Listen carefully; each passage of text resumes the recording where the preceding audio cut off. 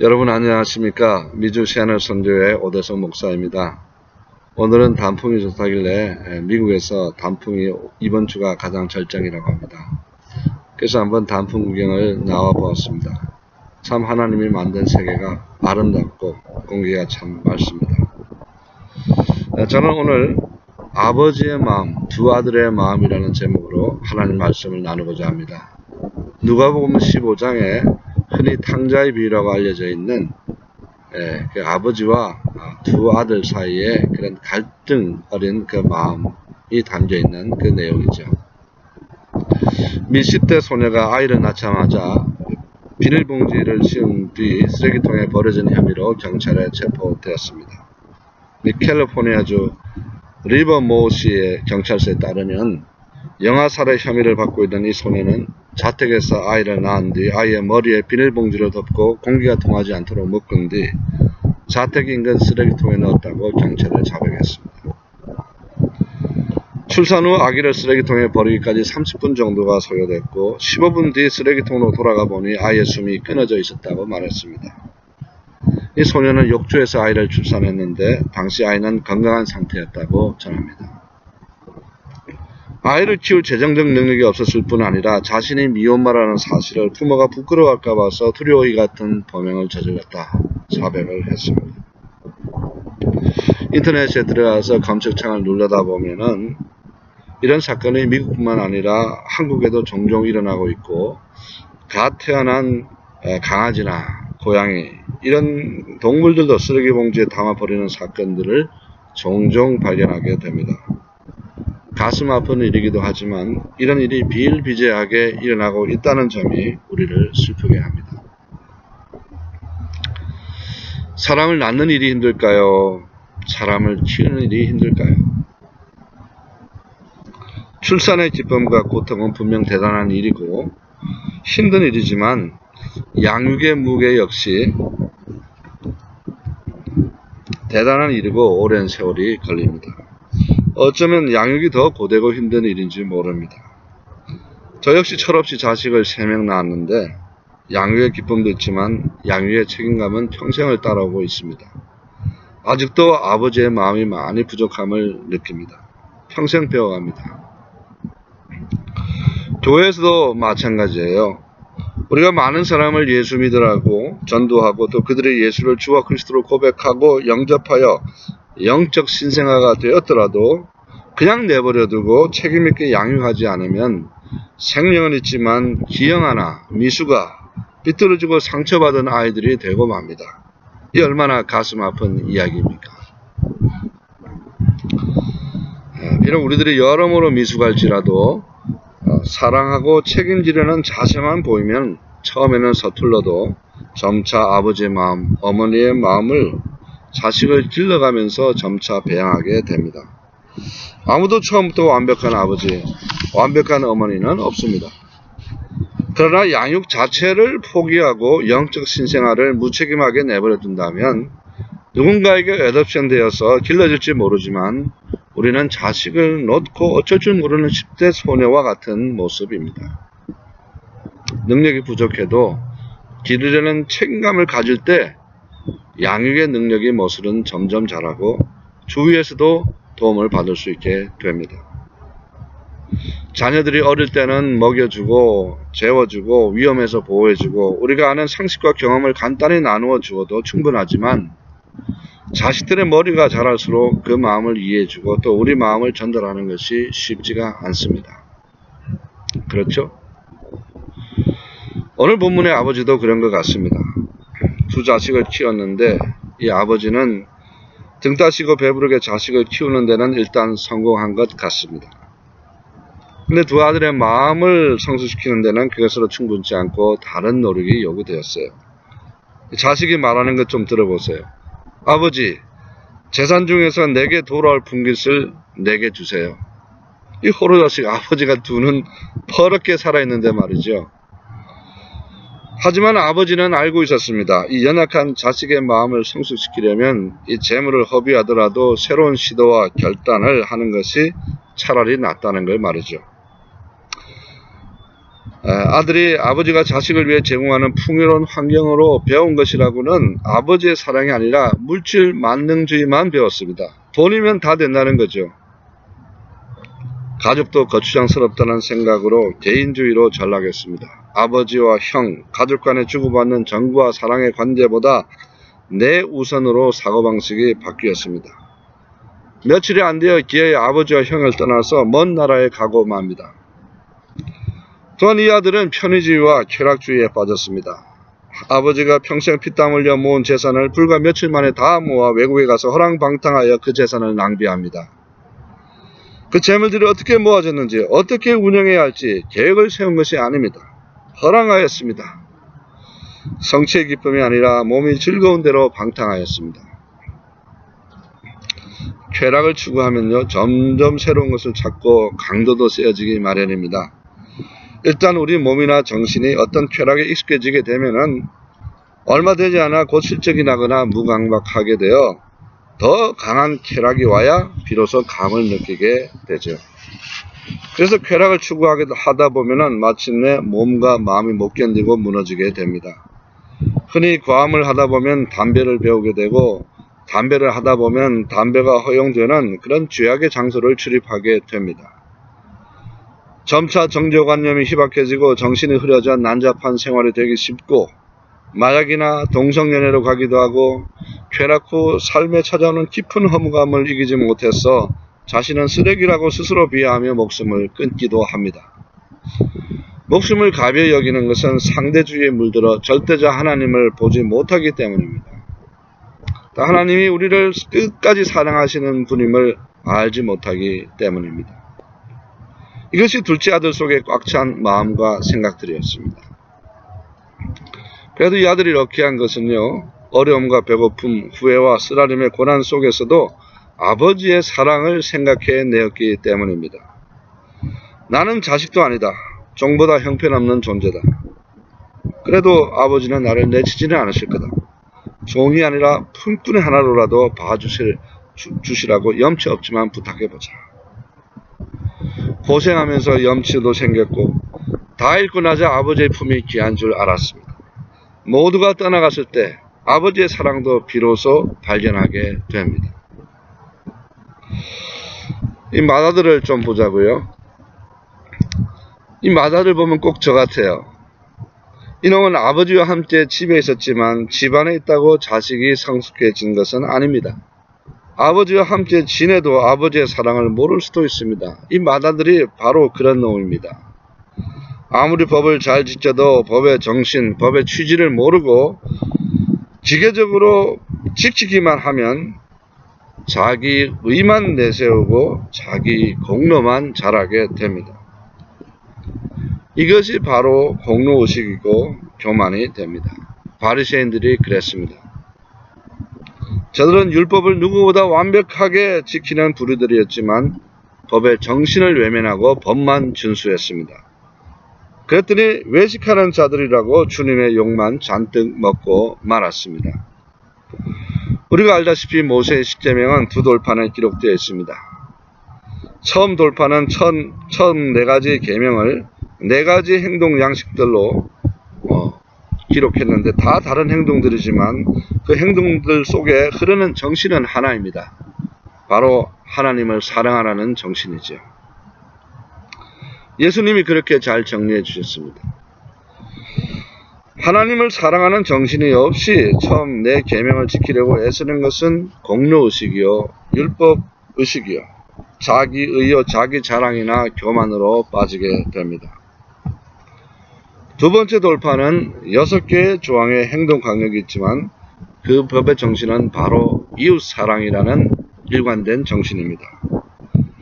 이웃사랑의 정신이 없이 아무리 그 법을 잘 지켜도 그것은 지나친 정의감으로 치우치기 쉽고 공로의식이나 율법 없이 자기의로 교만에 빠지기 쉬운 것입니다. 마태복음 15장에 보면 이런 일화가 있습니다.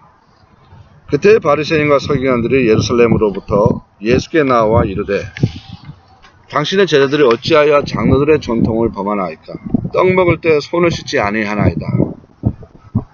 대답하여 이르시되 너희는 어찌하여 너희의 전통으로 하나님의 계명을 범하느냐. 하나님이 이르셨을 때 내 부모를 공경하라. 또 너희 아버지나 어머니를 비방하는 자는 반드시 죽임을 당하리라 하셨거늘 너희는 이르되 누구든지 아버지에게나 어머니에게 말하기를 내가 들어 유익하게 할 것이 하나님께 드림이 되었다고 하기만 하면 그 부모를 공경할 것이 없다 하여 너희의 전통으로 하나님의 말씀을 폐하는도다. 외식하는 자들아, 이사야가 너희에 관하여 잘 예언하였도다. 일렀을 때 이 백성이 입술로는 나를 공경하되 마음은 내게서 멀도다. 사람의 계명으로 교훈을 삼아 가르치니 나를 헛되이 경배하는도다 하였느니라. 오늘 본문의 마다들은 겉보기에 바른 행동을 하고 흠잡을 데 없는 올바른 행실 가운데 있지만 그의 말하는 틀을 보면 그는 법의 정신을 잃어버린 채 바른 행동이 공로의식으로 변해버린 바리새인의 모습 같아 보입니다. 그는 이 큰 잔치를 하는 모습을 보고 화가 나서 노하여 집에 들어가지 않으려고 합니다. 내가 여러의 아버지를 섬겨 명을 어김이 없거늘 내게는 염소 새끼 하나라도 주어 나와 내 벗으로 즐기게 하신 일이 없었나이다. 아버지께 이렇게 항변합니다. 아버지의 마음을 모르고 아버지의 가슴에 못을 박습니다.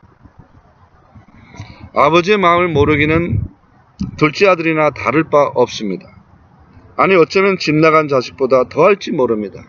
피해의식, 서열의식, 공로의식, 내가 옳다는 자기의로 꽉 차 있고 아버지에 대한 배려와 사랑이나 동생에 대한 연민은 눈꼽만침도 보이지 않습니다.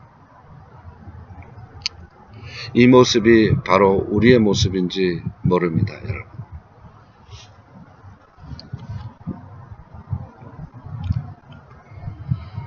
아버지의 법을 알고 지키지만 아버지의 사랑도 모르고 아버지께서 동생이 돌아오기를 얼마나 노심초사하시는지, 집 나간 동생이 어떻게 고생하고 어떻게 되었는지 관심도 없고 오로지 내 재산에 축났다. 자기 인생, 자기 계획, 자기 의와 자기 삶, 자기에게 돌아올 보상과 분깃에만 혈안이 되어 있을 뿐 애비도 동생도 눈에 들어오지 않는 바리새인의 마음뿐입니다. 남은 없고 자기 중심적인 생각밖에 없습니다. 마태복음 19장에 보면은 이런 사고방식의 전형이 나옵니다. 어떤 사람이 죽기 와서 이르되 선생님이여 내가 무슨 선한 일을 하여 영생을 얻으리이까? 예수께서 이르시되 어찌하여 선한 일을 내게 묻느냐? 선한 이는 오직 한 분이시니라. 내가 생명에 들어가려면 계명들을 지키라. 이르되 어느 계명이니까? 예수께서 이르시되 살인하지 말라, 간음하지 말라, 도둑질하지 말라, 거짓 증언하지 말라, 내 부모를 공경하라, 내 이웃을 내 자신과 같이 사랑하라 하신 것이니라. 그 청년이 이르되 이 모든 것을 내가 지켜 싸웠는데 아직도 무엇이 부족하니까? 그 청년이 이르되 이 모든 것을 예수께서 이르시되 내가 온전하고자 할진대 가서 내 소유를 팔아 가난한 자들에게 주라. 그리하면 하늘에서 보화가 내게 있으리라. 그리고 와서 나를 따르라. 그 청년이 재물이 마름으로 이 말씀을 듣고 근심하며 갔습니다. 예수께서 제자들에게 이르시되 내가 진실로 너희에게 이르노니 부자는 천국에 들어가기가 어려우니라. 다시 너희에게 말하노니 낙타가 바늘기로 들어가는 것이 부자가 하나님의 나라에 들어가는 것보다 쉬우니라. 제자들이 듣고 몹시 놀라 이르되 그렇다면 누가 구원을 얻을 수 있으리까? 예수께서 그들을 보시며 이르시되 사람으로는 할 수 없으되 하나님으로서는 다 하실 수 있느니라. 하나님 사랑, 이웃 사랑의 정신으로 계명을 지키는 것과 자신이 복 받으려고 계명을 지키는 것은 큰 차이가 있습니다. 내가 생명에 들어가려면 계명들을 지키라.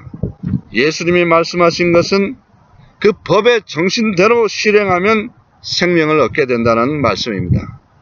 그러나 법의 정신, 곧 하나님 사랑, 이웃 사랑의 정신은 결여된 채 자신의 이익을 위해서 자선을 하고 자신의 유익을 위해서 선한 일을 하는 것은 생명을 얻게 되지 못하고 마음의 탐심만 키우는 또 다른 행동이 되고 말 뿐입니다. 우리 마음의 씀씀이의 무게중심이 어디냐에 따라서 영생이 좌우됩니다. 나냐 타인이냐, 나냐 하나님이냐. 법의 행동을 잘 지키는 것도 중요하지만 그 법의 정신을 가지고 지키는 것이 우리 모두에게 필요한 것입니다. 하나님 아버지의 사랑을 모르면 우리는 자신도 모르게 둘째 아들이나 첫째 아들처럼 좌로나 우로나 치우치게 됩니다. 사두개인들은 둘째 아들처럼 물질주의, 개인주의, 편의주의, 쾌락주의, 상대주의로 빠지고 하나님의 품을 떠나고 맙니다. 바리새인들은 첫째 아들처럼 하나님 품 안에 있는 것 같으나 지나친 정의감, 공로의식, 서열의식, 피해의식, 율법의식, 분노로 가득 차서 하나님의 사랑을 보지 못했습니다. 우리의 모습입니다. 스스로 아버지와 비교와 함부로 판단하면서 선악을 알지 않은 나무의 열매를 따먹는 우리의 모습입니다. 사탄은 어떤 사고방식을 가졌습니까? 내가 하늘에 올라 하나님의 묵별 위에 내 자리를 높이리라. 내가 북극 지폐의 산 위에 앉으리라. 가장 높은 구름에 올라가 지극히 높은 이와 비기리라. 뱀이 여자에게 말했습니다. 너희가 결코 죽지 아니하리라. 너희가 그것을 먹는 날에는 너희 눈이 밝아져 하나님과 같이 되어 선악을 알 줄 하나님이 아심이니라. 우리의 사고방식이 선악을 따지고 자신의 판단이 하나님의 판단하심처럼 절대화시킬 때 비로소 나 자신이 바로 사탄이요 사탄의 사고방식에 빠져 있는 것을 보게 됩니다. 이것이 바로 우리의 죄의 뿌리가 됩니다. 아버지의 마음은 어떠신가요? 아버지는 첫 아들이나 두 아들이나 다 용서하시는 분이십니다. 끝까지 받아주시는 분이십니다. 렘브란트에 나와 있는 돌아온 탕자와 눈먼 아버지, 그 옆에서 이 날카로운 비판의 눈초리로 쳐다보고 있는 첫째 아들, 그 렘브란트의 그림이 참 잊혀지지가 않습니다. 아버지는 돌아온 탕자를 끝없는 사랑으로 안아주십니다. 용서해 주십니다. 사랑은 용서하는 것입니다. 여러분이 아무리 여러분의 행동이 옳더라도, 여러분이 아무리 신앙생활을 잘 하시더라도 용서하지 않으면 여러분은 사랑을 모르십니다. 사람은 누구나 앞모습은 아름답지만 누구나 뒷모습이 있습니다. 보여주기 싫은 뒷모습이죠. 뒷마당에는 언제나 허름한 것들이 많이 있습니다.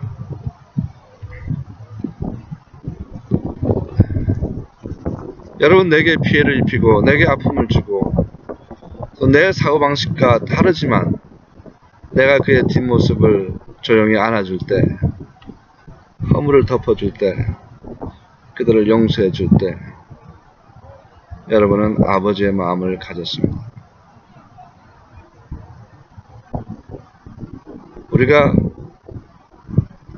아버지가 우리를 죽인 것이 아니라 우리가 아버지를 죽였습니다.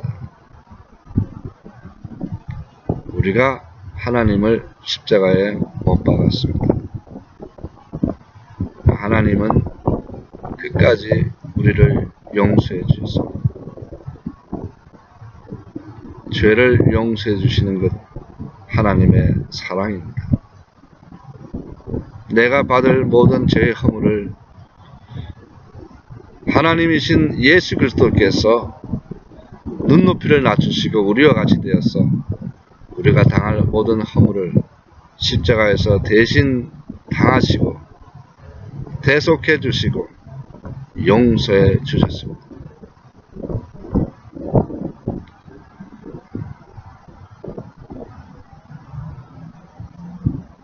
십자가는 끝까지 용서하시는 하나님의 사랑을 잘 보여주는 아름다운 그림입니다. 내가 너희를 사랑한 것 같이 너희도 서로 사랑하라. 사랑은 용서입니다. 우리가 언제나 하나님 품에 나올 때 지나간 모든 나를 가슴 아프게 했던 모든 사람들, 약함들 우리가 용서해 주지 않고 하나님의 임재 앞에 설 수가 없습니다.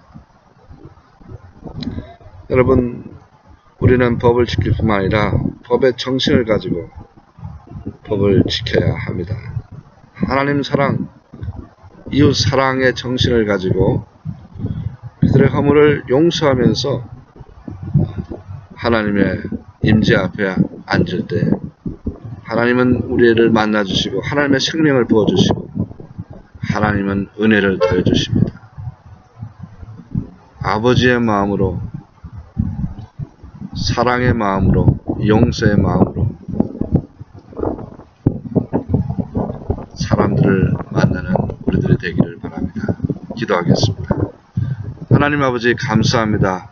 나사렛 예수 그리스도께서 십자가에 달려 돌아가심으로 우리를 용서해 주시고 하나님과 우리 사이에 막힌 모든 죄의 담을 허물어 주심을 감사합니다. 하나님의 은혜와 사랑을 공급받게 하시고 우리의 죄의 뿌리가 주여 드러나게 하심을 감사합니다.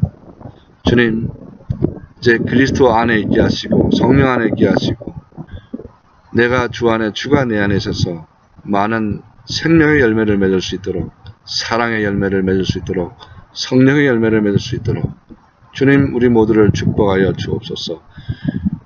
법을 지킬 뿐만 아니라 법의 정신, 하나님을 사랑하고 이웃을 사랑하는 정신으로 모든 일을 행하는 계명을 지키는 저희들 되게 하옵소서.